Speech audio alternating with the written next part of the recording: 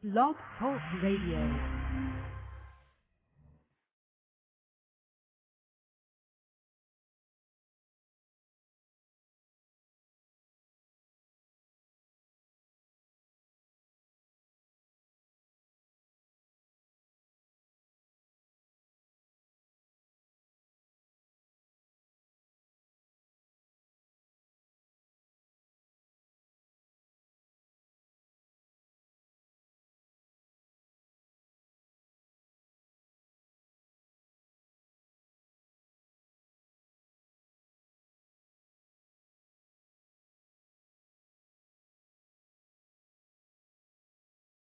Boa noite, meus amigos.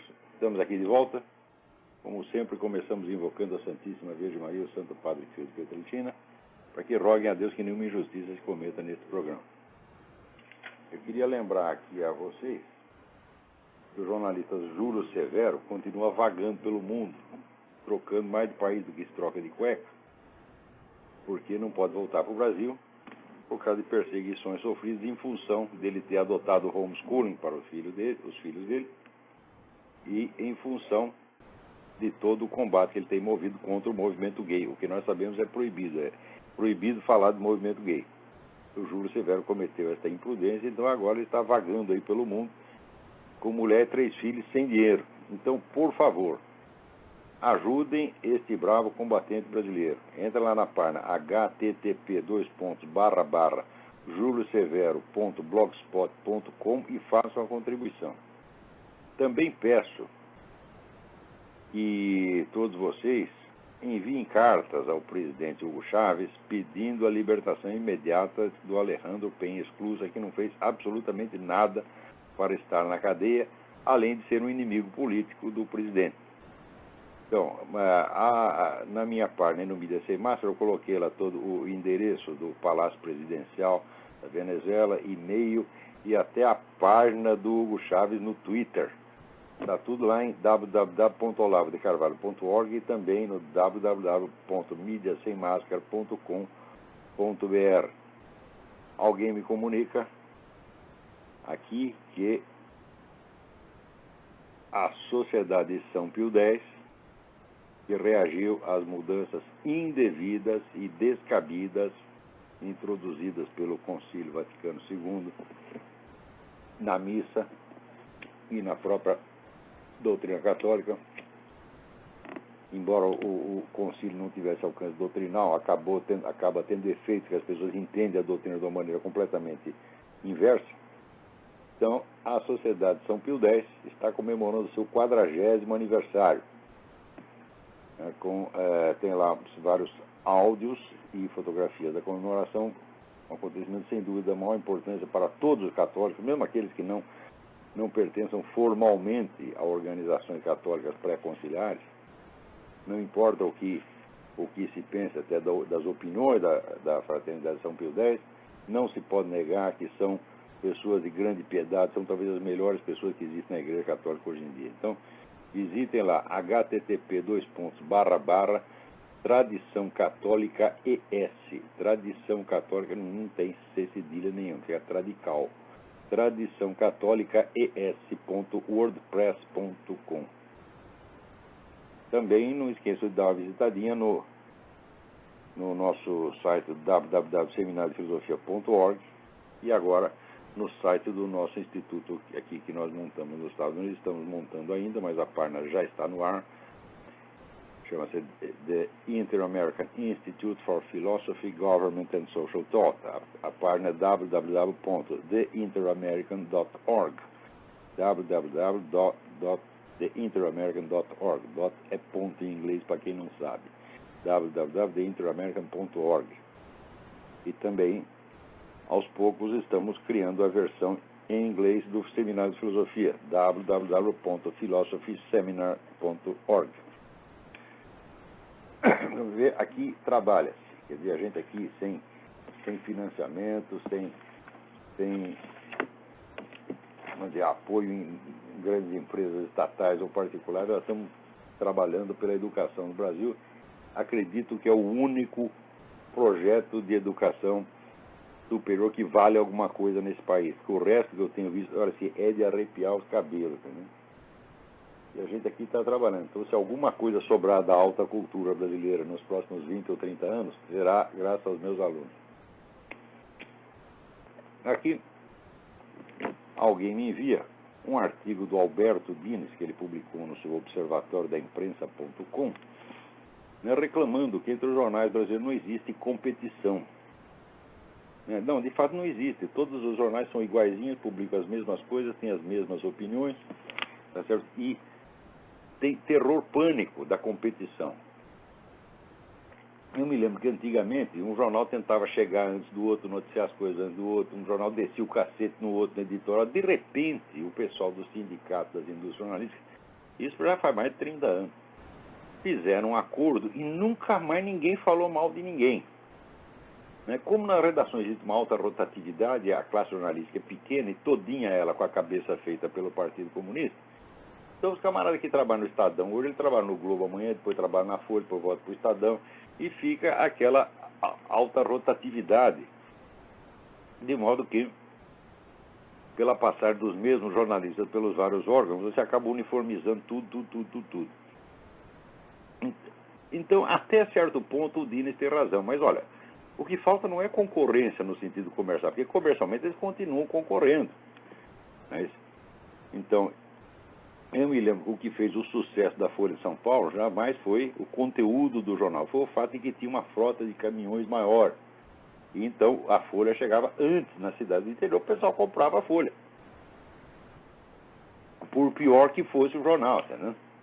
Enquanto isso, o Estadão, que estava lá na rua Major Quedinho, que era uma rua estreitinha, o caminhão, coitado, só podia entrar um de cada vez. Então levava um tempão para carregar o jornal e o Estadão chegava 3 ou 4 horas depois. O Estadão, que na época era um jornal infinitamente melhor que a Folha, chegava 3 ou 4 horas depois, todo mundo já estava com a Folha de São Paulo na mão. Foi só isso que determinou, né?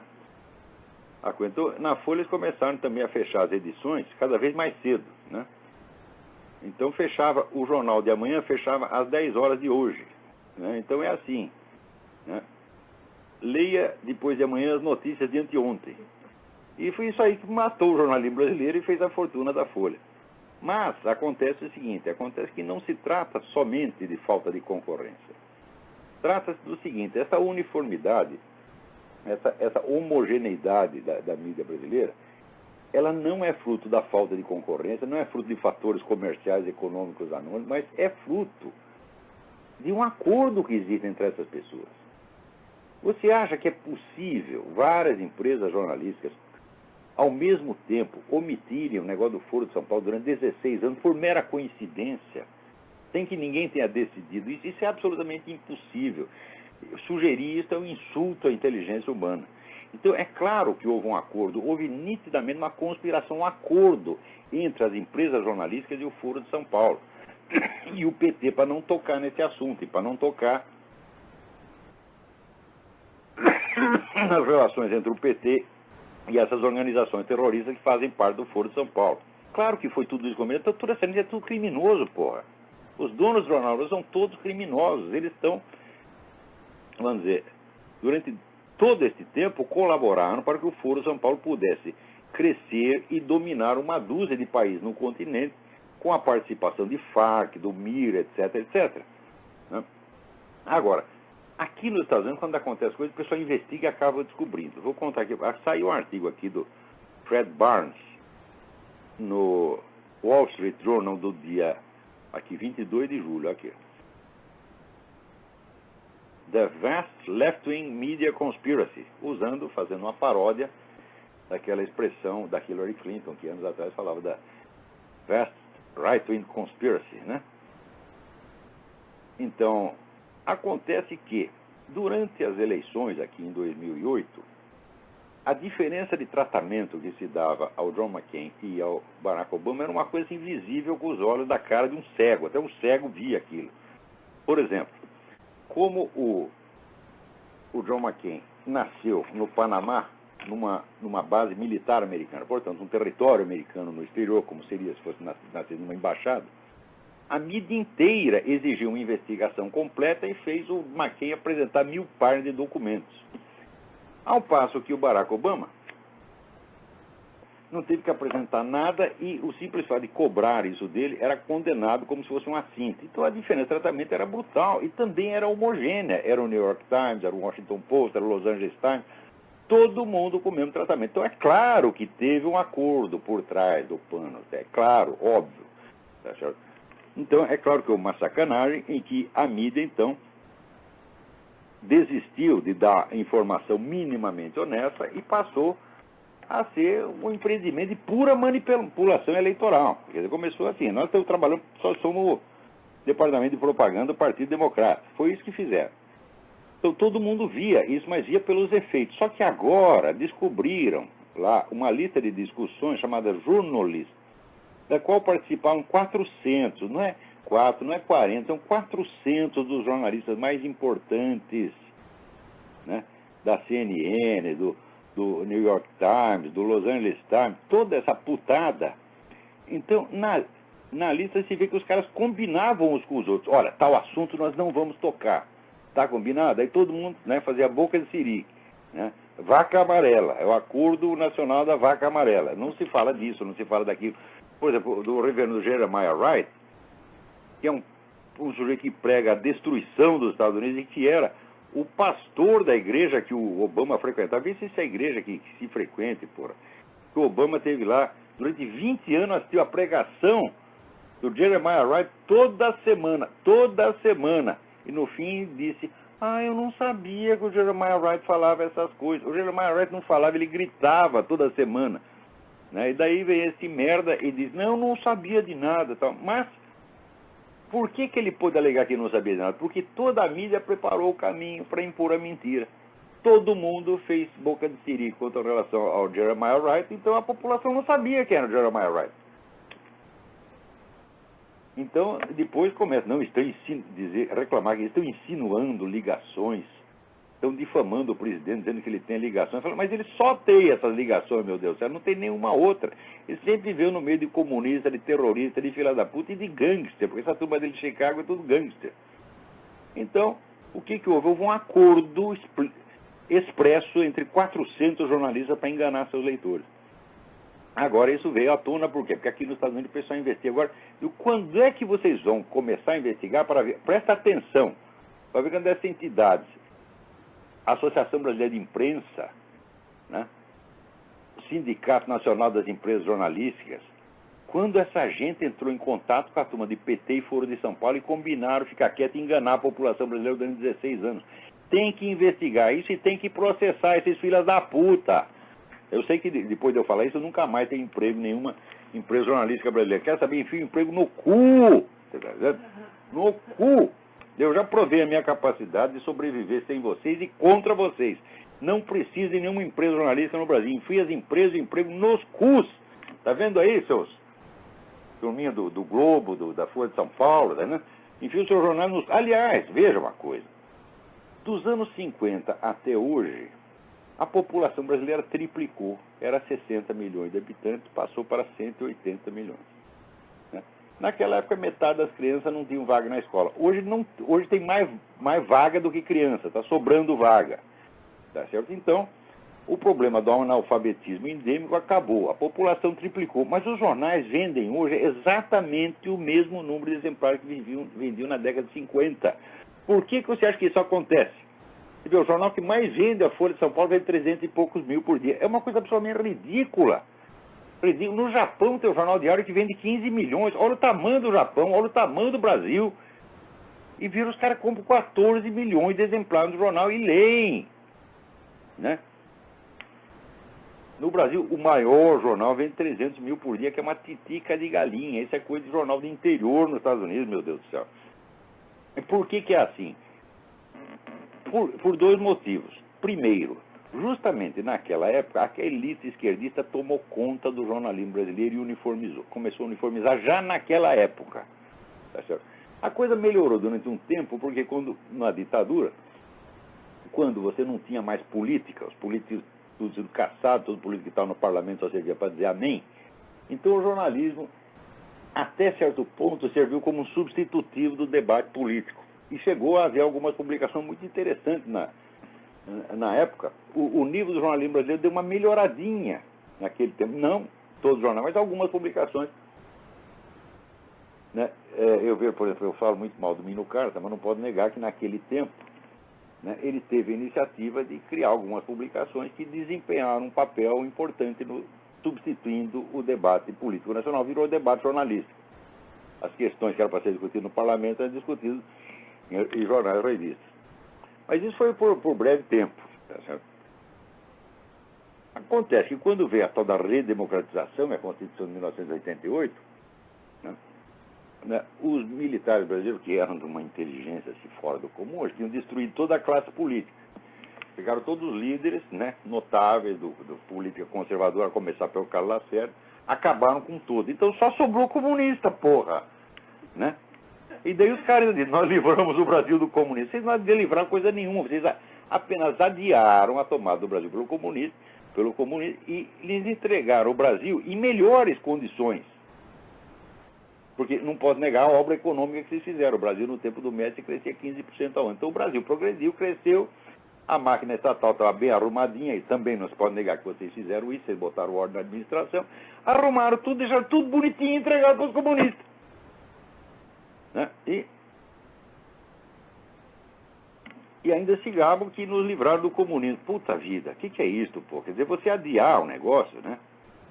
Adiar, dizer, não, agora não está muito bom, é melhor você nos pegar daqui a pouco, que a gente vai ter mais dinheiro, né? O Estado vai estar mal organizado. Não toma o poder agora, não, pô. Agora vocês só vão ter pepino.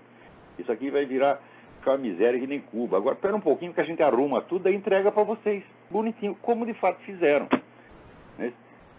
Então, quando veio a tal da redemocratização, só tinha sobrado os comunistas. Na política e nas redações.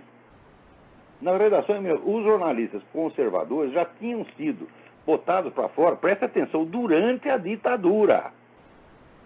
Foi durante a ditadura que acabaram com a coluna do Gustavo Corsão no Globo. Foi durante a ditadura que o articulista conservador mais talentoso que tinha, que era o Lenildo Tabosa Pessoa, largou o jornalismo e foi cuidar dos negócios dele, que ele gosta muito de aviação, é piloto de aviação, foi lá cuidar dos aviões deles, né? E assim por diante, sumiram todos. Né? E foi uma invasão de comunistas para todo mundo, ainda durante o tempo da ditadura, presta atenção. Então, quando veio a redemocratização, eu estava com a faca e o queijo da mão. Então, nessas condições, havia uma convergência de interesse entre os esquerdistas da redação, entre o Foro de São Paulo, o PT e as empresas jornalísticas. E ninguém quer investigar a história dessa trama, tá certo? Nefasta, criminosa.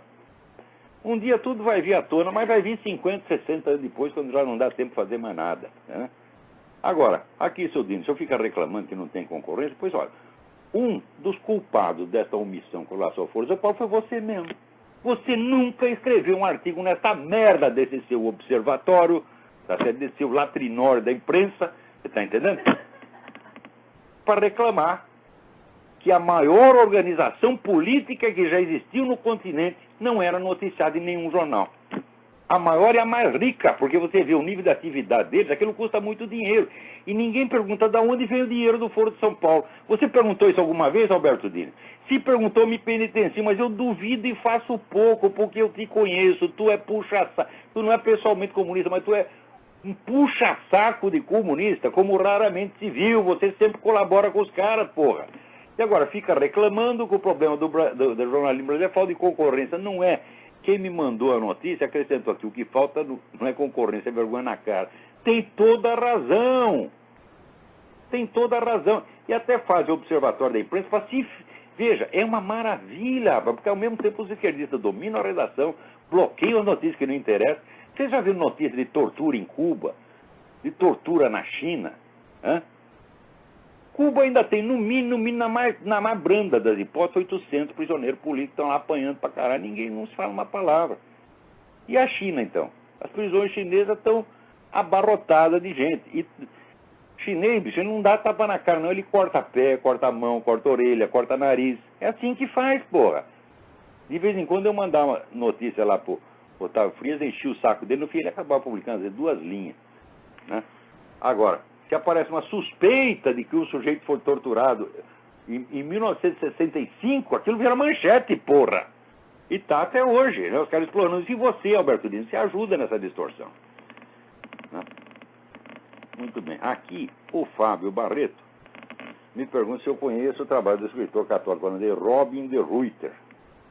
Tem uns artigos sobre testemunho de Jeová, satanismo, grandes grupos econômicos, etc. Ora, eu conheço superficialmente, ouvi falar, eu sei que, inclusive, os livros dele foram proibidos na França porque ele fala mal do Rothschild. Ora, qualquer coisa que se fale de mal do Rothschild deve ser verdade, porque a história dessa turma é um negócio horroroso, horroroso, horroroso. Agora, o Robin de Ruyter, ele associa esse negócio de conspiração globalista com o sionismo, que é uma coisa que, à primeira vista, parece razoável. Porém, quando você vê, peraí, se a conspiração globalista é pró-sionista, meu saco, por que a mídia universal vive descendo o cacete Israel, tentando boicotar de todas as maneiras e sempre defendendo Palestina, defendendo os árabes? Só que tem alguma coisa errada dessa teoria. Não é possível. Assim como o pessoal fala, não, o judeu domina a mídia americana. Fala, pô, vocês dominam muito mal, porque a mídia só desce o cacete nele. Que porra é essa? Quer dizer, esse é um ponto que, para mim, é um dos enigmas da história contemporânea. Né?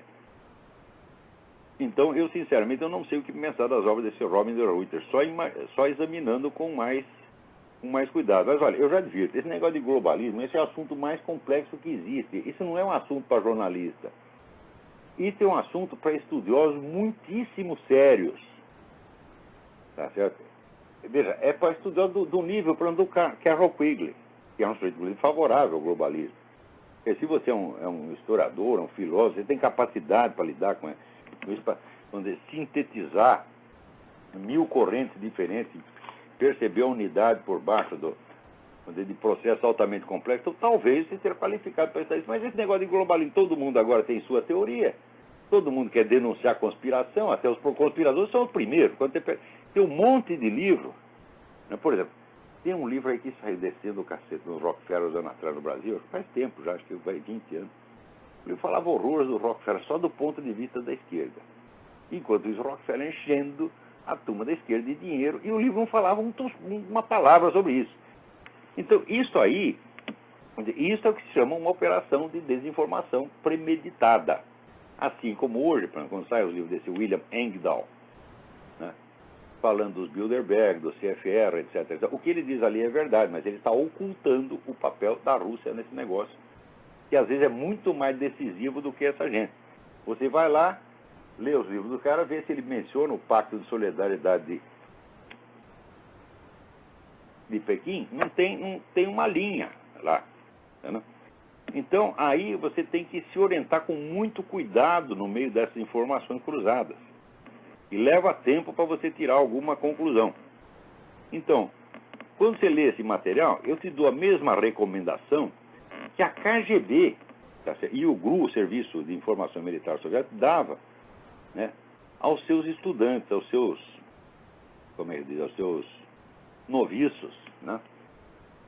Preste, sobretudo, atenção às contradições e às lacunas. Né? Não aceite a coisa assim pelo valor nominal. Né?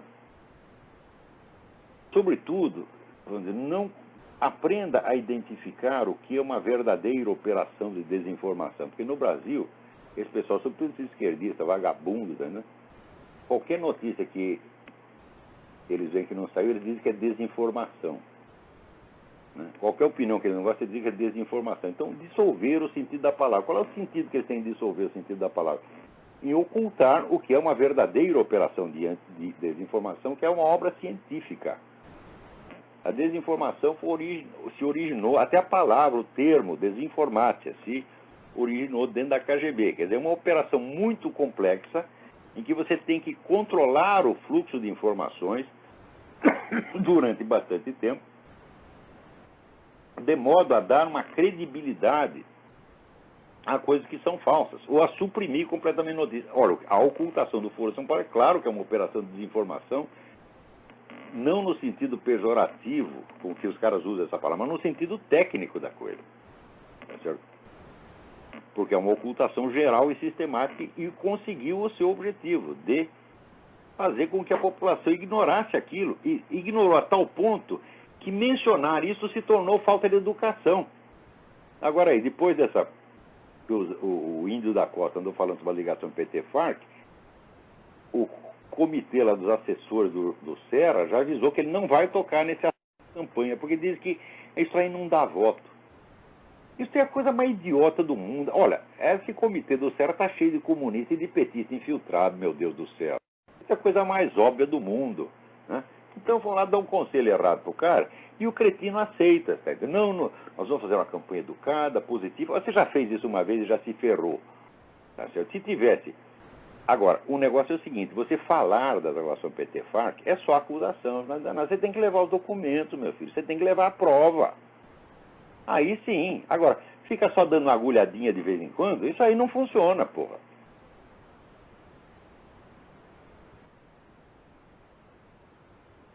Vamos em frente. Aqui. Saiu lá no Júlio Severo, né, que o governo Lula está planejando agora promover o aborto não só em escala nacional, mas em escala continental. Quer dizer, a América Latina inteira vai sair abortando, né? E como diz o próprio Zé Serra, vai ser uma carnificina. Agora, o que você vai fazer contra isso, Zé Serra? Tu não vai fazer nada porque tu é um puxa-saco, tu é um covarde, né? Então, isso aí, claro, sempre em conjunto com a ONU. Porque hoje em dia, veja, a ONU é um dos instrumentos principais através do qual a elite globalista está bolando não um governo mundial, mas um novo padrão civilizacional baseado em normas e valores criados por intelectuais loucos, tarados. Tá certo? Então eles vão consagrar o direito dos animais, vai ser, né? Então nós vamos parar com o genocídio das galinhas, né? O genocídio das vacas. Todo mundo vai ter que ser vegetariano, você não pode comer comida gordurosa, senão você vai preso, né? E assim por diante. E vão mudando, né, todas as estruturas do direito, tal como conhecido universalmente. Você vê, aqui nos Estados Unidos, até escrevi hoje um artigo sobre isso, é o seguinte, a mulher chega lá na delegacia e diz, olha, o meu marido está querendo me bater. Né? Como é que a senhora sabe disso? Ah, ele me olhou torto. Eu acho que ele está querendo me bater. Não precisa provar, não precisa sequer dar um indício de que a intenção alegada é real. Imediatamente, o juiz decreta que o sujeito tem que sair de casa, não pode se aproximar de casa a mais de 300 ou 500 metros, e tem que pagar uma pensão de alimento que pode ser de 60%, 70%, 80% do salário dele. Então, em 5 minutos, o sujeito perde todo o seu esquema de vida, perde a família, perde a casa, perde tudo. Daí ele vai reclamar, chega lá e diz, ah, mas eu não tive direito de defesa. As pessoas respondem, mas o senhor não precisa se defender porque o senhor não foi acusado de nada. Isso é apenas uma medida cautelar. E a medida cautelar pode durar 2 anos, 3 anos, 4 anos, 5 anos, indefinidamente. Então só resta o infeliz rezar para ser processado, porque daí ele talvez tenha direito de defesa. Então, isso aí é uma das leis que vem diretamente desse pessoal globalista, sob o pretexto de direitos humanos, quando é a coisa mais inumana que você pode imaginar. Então está aqui, olha que bonito, coisa bonita. O texto final do documento, né, foi aprovado no dia 16 de julho de 2010 em Brasília, por ocasião da conclusão da 11ª Conferência Regional sobre a Mulher na América Latina e Caribe, promovido pela CEPAL, Comissão Econômica para a Latina. A América Latina e a CEPAL já tem uma triste história, né, em conjunto com a Secretaria de Políticas para as Mulheres do governo Lula e com o apoio da ONU. Está aqui, o texto final do documento. Promover a saúde integral e os direitos sexuais e reprodutivos das mulheres, revisando as leis que prevêem medidas punitivas contra as mulheres que tenham cometido aborto e garantindo a realização do aborto em condições seguras nos casos autorizados por lei. Ué, isso aí significa que já estão todos autorizados por lei. É um aborto a pedido, a mulher aborta porque quer, não precisa justificar, não precisa nada. Né? É aqui, como nos Estados Unidos, aqui essa Planned Parenthood, né? Ela ajuda menina de 12, 13 anos a fazer aborto e não conta para o pai nem para a mãe. É em segredo. Tanto está sentado, um monte de processo. Olha, está aqui, ó. Serra não fará menção às partes na propaganda de TV. Aqui. O Serra da televisão não vai repetir a acusação do vínculo do PT com as Farc, que o Serra das últimas entrevistas nos últimos dias alardeou. Ele quer que a coisa saia apenas nos jornais, porque ninguém lê jornal. Agora, falar na televisão, o povo inteiro vai saber. Asseguro para você, se divulgasse essa coisa de PT-FARC seriamente com os documentos, o Lula não se elegia nem vereador e Dilma não se elegia nem subprefeita, tá certo, de Vila Inhocuné, tá certo? Mas daí chega aquele assessor comunista do Zé Serra, que lá é infestado em comunista também, e diz, não, Zé Serra, isso aí não dá voto para ninguém, nós temos que fazer a campanha positiva, a campanha tem que ser paz e amor, né? Agora, enquanto isso, o pessoal do PT fala o que quiser dos outros. Às vezes com uma violência, com uma virulência extraordinária. Então é assim, um tem o direito de xingar, de bater, de matar, roubar, fazer o quê, e o outro não pode reclamar. Agora, veja você como é a coisa. Olha, é um negócio impressionante. E está todo mundo reclamando porque o Sylvester Stallone diz que o Brasil é bom porque você pode explodir o país, os caras ainda te dizem obrigado e te dão um macaco de presente, né? Eu só achei que ele foi muito modesto nessa afirmativa, porque se você estoura o país, os caras não te dão um macaco, te dão uma onça, te dão uma cacatua, uma arara, te dão a fauna nacional inteira. E ainda te dão um montão de dinheiro, te dão um cargo público, faz o diabo, te dão até o rabo, se você quiser, se você estiver interessado nesse artigo, como hoje em dia, as pessoas estão cada vez mais interessadas no cu alheio, tá certo? Então até isso você tem, se você quiser, tá certo? Então o Stallone só errou nisso. Agora, tem um artigo meu que saiu essa semana no Diário do Comércio, mostrando como o que ele disse é exatamente verdade. Mas a mídia inteira reclamou. Daí vem o Lula e diz um negócio aqui e ninguém reclama. É um negócio impressionante o que o cara diz, quer ver?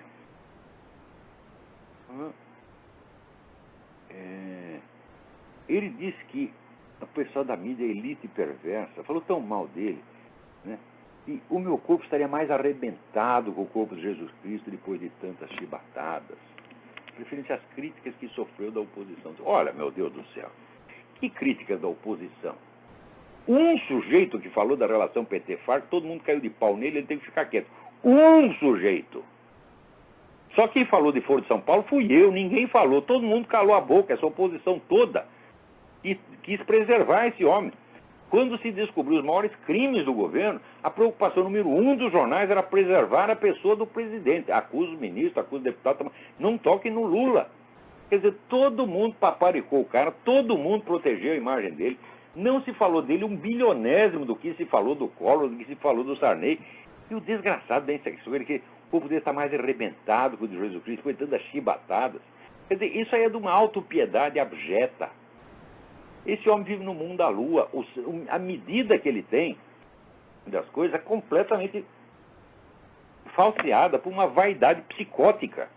Como é que se pode respeitar um cara desse que se compara... Bom, bem, ele se compara com... Não é com Jesus Cristo, se compara com Getúlio, porra. Escuta, Getúlio fez a industrialização do Brasil. Getúlio tem lá os defeitos que quiser, alguma coisa ele fez. E o Lula, o que fez? O Lula trocou uma dívida externa para uma dívida interna, né? E ainda sai se gabando, né? Então, agora, se comparar com Getúlio não basta, se comparar com Jesus Cristo. Quer dizer que ele foi torturado, foi flagelado, ele sofreu pra caralho. Como sofreu se não, a mídia não tem nem coragem de falar do Foro de São Paulo? E que é isso? Quer dizer, o presidente mais protegido e paparicado, o presidente que mais comprou consciência nesse país, está reclamando que levou chibatadas. E as pessoas não têm a coragem de falar com um sujeito desse. Esse homem não merece respeito nenhum. Ele mesmo está se rebaixando, está dizendo, olha aqui, eu sou um bebê chorão, né? Olha feio para mim, eu saio chorando e digo que eu levei mais chibatadas que Jesus Cristo. Quer dizer, o cara é blasfemo, tá entendendo? É desavergonhado mesmo, e tem essa autopiedade nojenta, mórbida, abjeta. Como é possível respeitar um homem desse? É incrível, incrível. Agora, o próprio opositor, né, que é a coisa principal que se sabe contra os caras, não vai ser mencionado. E o homem ainda reclama. Então você pode falar do que, Lula? Hein? Não se pode falar que você bebe, que na verdade você bebe mesmo. Não se pode falar que você tem ligação com a Farc, que na verdade você tem mesmo.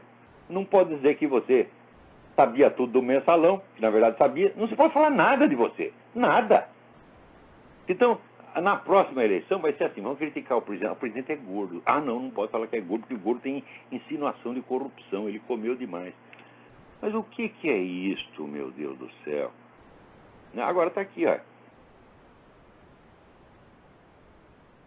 Você quer a prova? O pessoal toda hora pede, é incrível, eu já publiquei as provas todas, meu Deus do céu. Né? Publiquei as atas completas do Foro de São Paulo. Publiquei os 2 discursos do Lula em que ele confessa a atividade do Foro de São Paulo. Né? Publiquei lá a lista dos diretores da revista do Foro de São Paulo, América Livre, tudo isso, mas as pessoas toda hora. Mas cadê as provas? É impressionante, quando a pessoa não quer ver.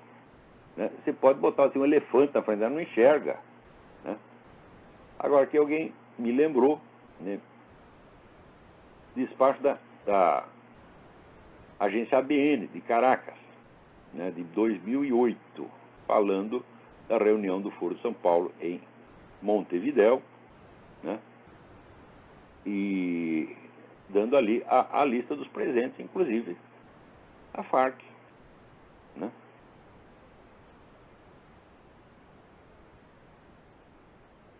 Entre os assistentes se declara presente o presidente da Nicarágua, Daniel Ortega, Fernando Lugo, eleito presidente do Paraguai, blá, blá, blá, Luiz Inácio Lula da Silva, papapá, papapá, papapá. E está aqui a lista dos presentes. Né?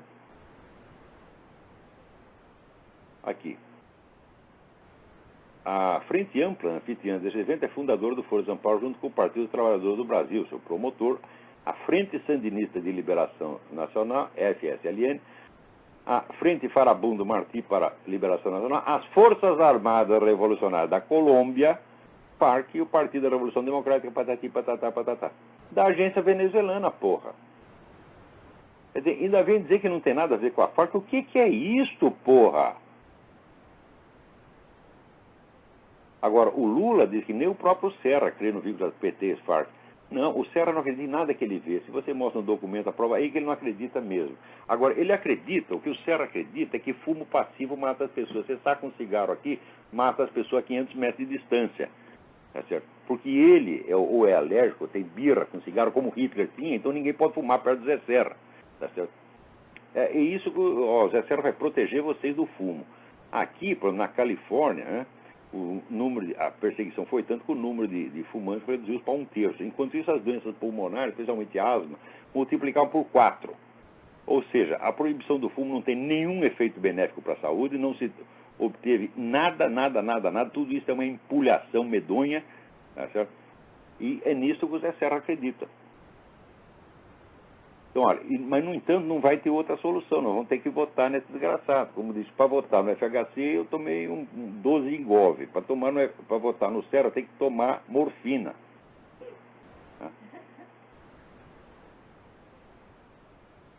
Agora, aqui saiu um artigo. Ó, aqui é incrível. Tem algumas pessoas que vêm à luz de vez em quando, né? O Clóvis Rossi, na Folha, escreve: omitir-se perante as Farc é crime. É claro que é crime. Só que é o seguinte, o seu patrão é cúmplice desse crime. Seu patrão escondeu o Foro de São Paulo. Por que você não diz isso? Você não diz que você perde emprego, porra. Agora, o Brasil é assim, o Brasil é um país de rabo entre as pernas. Não porque haja algum perigo físico imediato. Perigo físico as pessoas tinham. Mas no tempo da ditadura, que até é exagero, porque a ditadura, durante os seus 20 anos de duração, prendeu 2.000 pessoas. Né? E havia em volta uns 30 milhões que acreditavam que iam ser presos no dia seguinte. Todo mundo achava que ia ser preso, né? Quando era preso, de vez em quando alguns levavam umas porradas, mas, por exemplo, o Lula nunca levou nenhuma. Né? Quem correu risco foi o tal do menino do MEP, e não o Lula. Lula foi bem tratado. Né? O general Golbery vivia recebendo a turma da esquerda lá, trocando beijinho, etc. Né? O general Geisel arrumou emprego para todos eles nas estatais, e assim por diante.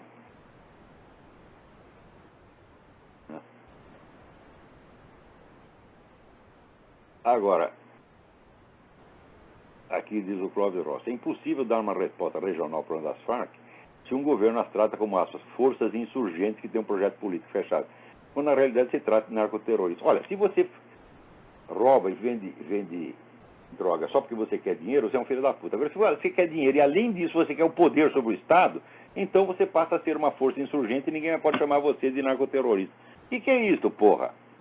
Quer dizer, A criminalidade é medida pelo tamanho da ambição.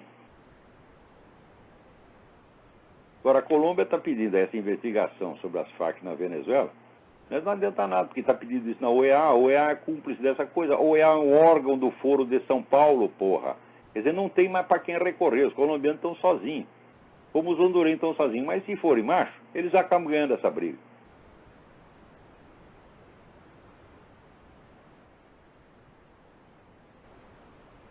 Agora, no Chile, o pessoal está discutindo que, né, é uma coisa horrível você querer dar anistia, né, àqueles que cometeram atos militares, que cometeram atos de violência durante a ditadura de Augusto Pinochet. Tem que escutar, mas peraí, mas a Frente Popular já tinha cometido ações violentas muito antes que os militares chegassem ao poder. Dá mais de 1000 vítimas, eles mataram mais de 1000 pessoas, pô. Isso aí não é crime contra a humanidade, não? Então, os caras mataram 1000, daí entrou Pinochet e matou 3000 deles. Se matasse um a menos, a coisa não ia parar.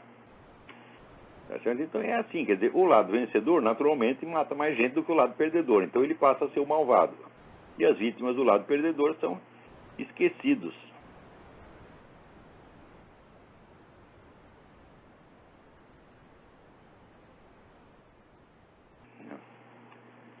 Também alguém me escreve aqui, eu não sei se devo dar o nome do cidadão, que leu o meu livro, A Falta que a Militância, meu artigo, A Falta que a Militância Faz, né?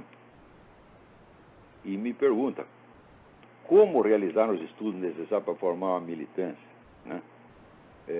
Eu digo, olha, todo partido de esquerda tem centenas de profissionais que sabem, por exemplo, como você monta um protesto popular. Aquele cretino do nosso ex-presidente Fernando Collor achar que protesto popular, você lança um apelo genérico à população, a população magicamente vai às ruas. Ela não sabe nem para onde ir, né? As ruas onde? Que rua? Qual rua você quer?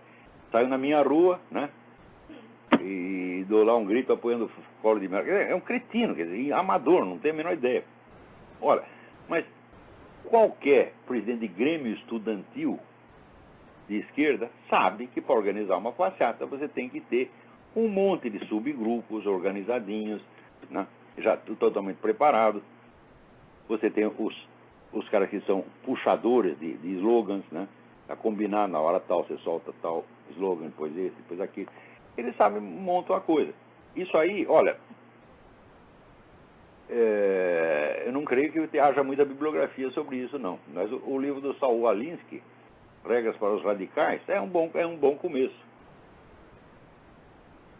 Né? Estudar a técnica de infiltração criada pelo Antônio Gramsci também é outra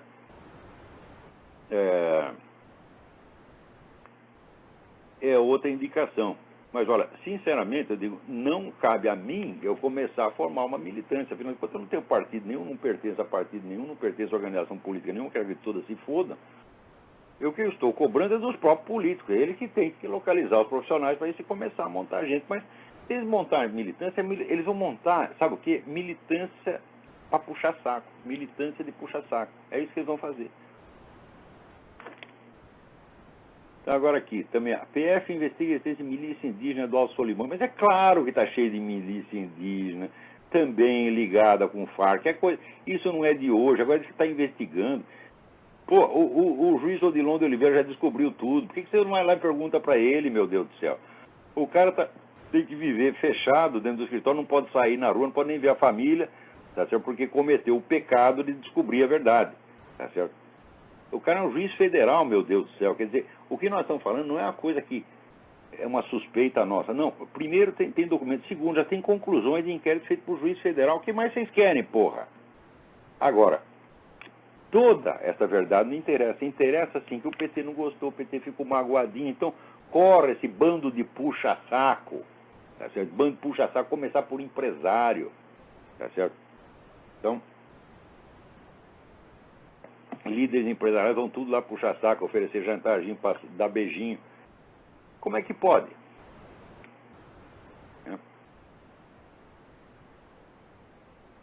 Agora aqui, ó, os escoteiros estão sendo processados, escoteiros aqui nos Estados Unidos, processados por discriminar contra os homossexuais. Então, olha, eu vou contar para vocês um negócio. Quando eu era moleque, eu participei de um grupo escoteiro e descobri que o chefe estava lá comendo os menininhos. E, naturalmente, eu fiquei aterrorizado e saí correndo por via das dúvidas, nunca mais voltei lá. O cara nunca foi processado, tá entendendo? Quer dizer, se você come os meninos, está tudo bem. Agora, se você, para evitar que isso aconteça, né, você impede um homossexual de se tornar líder de um grupo escoteiro, aí você está discriminando. Quer dizer, isso é inversão completa, meu Deus do céu. Ora, vocês leiam aqui os livros da Judith Reisman, ela mostra para vocês que toda a cultura homossexual é uma cultura de idealização do corpo infanto-juvenil.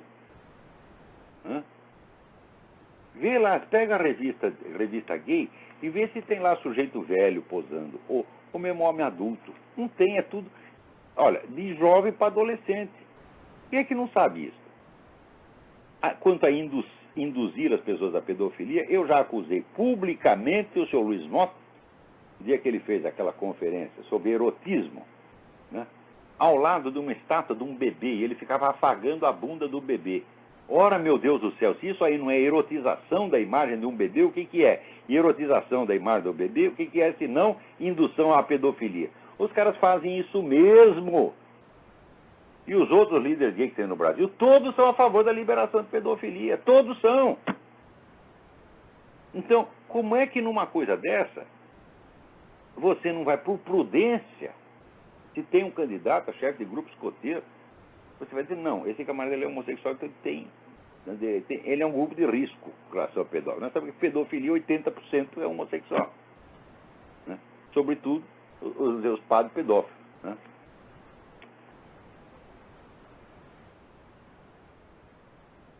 Então não é questão de você discriminar o homossexual, não. É questão de, vamos dizer, você evitar risco. Agora, depois, estava falando aquele negócio dos jornalistas aqui, aquela conspiração entre os jornalistas.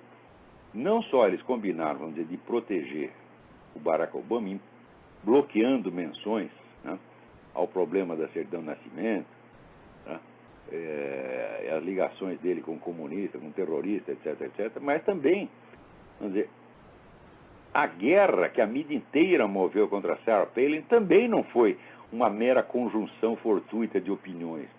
Não é um preconceito.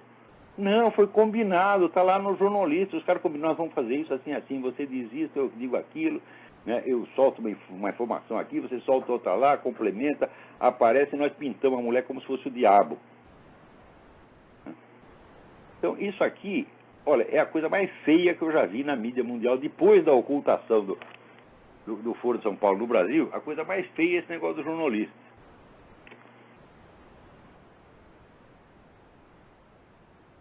Agora está aqui, falando em ocultação, aqui, o artigo do Dom Luiz Gonzaga Bergonzini, dizendo a coisa mais óbvia, que católico não pode votar em abortista, foi censurado pela CNBB. Que é isso, porra?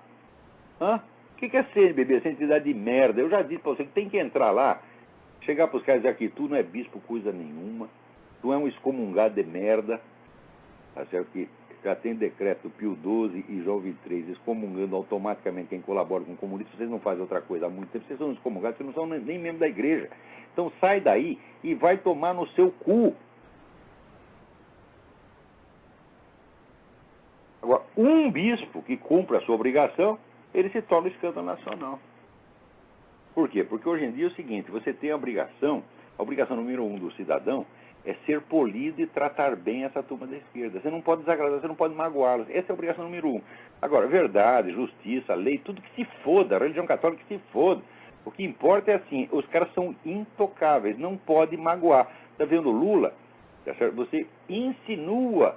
Lula, você foi presidente do Foro de São Paulo. Ele, magoou, olha aqui as minhas chagas, estão pior que Jesus Cristo. Mas, Lula, tu é um viado, rapaz, que coisa mais feia, para de viadagem. Mas um homem de 60 e tantos anos, que é presidente da República, o cara quer ser presidente da República e não quer ser criticado, puta que pariu. Quer dizer, no começo do governo, ele fazia de conta que ele aceitava a crítica. Ele falava, não, isso é exercício democrático e tal. Mas quando o cara faz exercício democrático com moderação extrema, ele começa a chorar que o corpo dele está cheio de chagas porque ele levou chibatadas. Puta que pariu. Agora, aqui nos Estados Unidos, essa semana, o ex-deputado Tom Tancredo disse a coisa óbvia, que o Obama é uma ameaça. O Obama só colabora com o inimigo dos Estados Unidos, é uma coisa monstruosa. Tem mesmo o terrorista que fez lá um negócio na Escócia e estava discutindo se libertar ou não libertar, né? Daí, de repente, libertaram o cara e o Obama soltou uma nota. Não, nós aqui fomos muito surpresos, né? Desagradavelmente surpresos com a libertação desse terrorista, etc, etc. Daí apareceu a carta da presidência americana aprovando a libertação do cara, porra. É assim, também já soltou um monte de gente aqui, porra. Os caras saem dali e vão direto para a Al-Qaeda, retomar o emprego, né?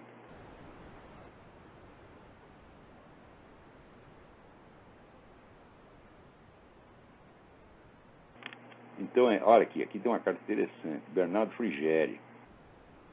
Ele diz que uma teoria minha que me impressionou muito pela clareza, pela lógica do raciocínio, é a dos metacapitalistas. Quer dizer, o metacapitalista é o sujeito que ficou tão rico com o livre mercado, e ele já não quer submeter às regras do livre mercado. Então ele tem que dominar o Estado para eliminar a concorrência. Como dizia John D. Rockefeller, dizia, a concorrência é um pecado. Não pode ter concorrência, né? Então ele fica magoadinho, que nem o Lula. Então, são os caras que querem paralisar o capitalismo e criar, vamos dizer, ou, na verdade, é um sistema fascista, porque você elimina completamente o livre mercado, mas você o mantém sob controle em parceria com os grandes grupos econômicos que partilham do poder com você. Essa é a economia fascista. Na verdade, não existe economia socialista. Só existem dois tipos de economia do mundo. Existe economia liberal capitalista e existe economia fascista, praticada em nível nacional e em nível internacional. Então, esses caras, esses grupos como Rockefeller e outros, eles são os metacapitalistas, caras que já transcenderam o capitalismo, já estão para além. Então, estão criando um sistema estatal de controle de tudo, né, até da vida privada. E eles constituem, então, uma nova classe social. Você não pode dizer que isso aí é a burguesia capitalista. Não, isso aí já é outra coisa, é uma oligarquia. Porque são dinastias. São essas dinastias que esse autor que nós falamos no começo, o De Ruyter, está estudando. Eu não sei se o estudo dele é totalmente confiável, mas o fenômeno dinástico existe hoje em dia, é uma coisa óbvia, né? Os Rockefeller estão aí faz várias gerações. Então, eles se tornaram o elemento permanente do poder. Então, isso aí não é burguesia capitalista. Não, isso é uma oligarquia, uma aristocracia, né? E daí, aqui o remetente, o Bernardo Frigeri, diz o seguinte: lembrei dessa questão quando ouvi e li notícias recentes a respeito da British Petroleum, sobre a qual parece ter pressionado para a libertação do terrorista livre. É isso que eu estava falando agora. A British Petroleum foi lá e mandou soltar. O governo americano também mandou soltar. Quando solta, daí todo mundo, estamos chocados porque foi solto o terrorista. Blá, blá, blá. Né? Daí diz ele aqui, David Cameron, o primeiro-ministro, logo saiu em defesa da British Petroleum. Parem, eles são muito importantes para a economia, geram milhares de empregos. Não é bom que surja nada que eles causem mais prejuízo. Está vendo? Não pode magoar. Ora, que eu saiba é o seguinte, se um grande grupo econômico se desfaz, logo aparece outro grande grupo econômico para comer o cadáver dele, tá entendendo? E ninguém, no fim das contas, perde nada. Isso é que eu sei. Agora, por que o dinheiro tem que estar na mão desse e não daquele? Por que o concorrente dele não pode levar vantagem? Tá certo? Isso aí, então, já não é mais o capitalismo, é a oligarquia. Daí pergunta aqui, uma democracia ocidental vai se curvar a uma barbaridade desse tipo? Vai. A essa e a muitas outras.